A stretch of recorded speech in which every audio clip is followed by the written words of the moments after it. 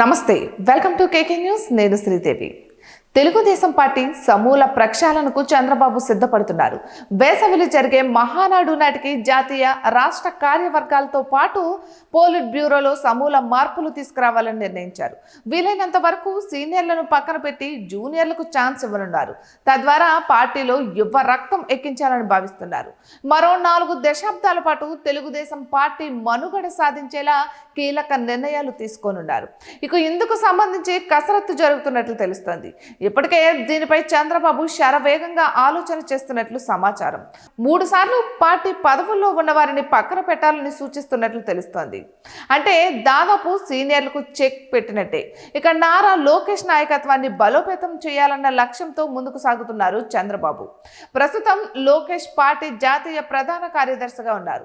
ఆయనతో పాటు కేంద్ర మంత్రి రామ్మోహన్ నాయుడు అదే పదవిలో కొనసాగుతున్నారు. ఇక ఆ ఇద్దరు పదవులను వదులుకునేందుకు సిద్ధంగా ఉన్నారు. మరోవైపు నారా లోకేష్ ను పార్టీ వర్కింగ్ ప్రెసిడెంట్ గా నియమిస్తారని తెలుస్తోంది. ఇక ప్రస్తుతం లోకేష్ ను ప్రమోట్ చేయడంలో ఉన్నారు చంద్రబాబు. అదే సమయంలో జాతీయ ప్రధాన కార్యదర్శి పదవిని నందమూరి బాలకృష్ణకు ఇచ్చే ఛాన్స్ కూడా కనిపిస్తోంది. ఇక Nara Lokesh party working president అయితేనే ఆయన భవిష్యత్తు బాగుంటుందని చంద్రబాబు సన్నిహితులు సలహా ఇచ్చినట్లు సమాచారం. ఇక జాతీయ కార్యవర్గంలో ప్రధాన కార్యదర్శులుగా ఉన్న లోకేష్, రామ్మోహన్ నాయుడులను తొలగించే పరిస్థితి కనిపిస్తోంది. ఇప్పటికే వారు తమ పదవులను వదులుకునేందుకు సిద్ధంగా ఉన్నారు. వీరి స్థానంలో కమిటీలో కొత్త వారికి అవకాశం దక్కే ఛాన్స్ కనిపిస్తోంది. ఇక ప్రస్తుతం జాతీయ కూటమిలో 3 మహిళలు ప్రధాన కార్యదర్శులుగా ఉన్నారు.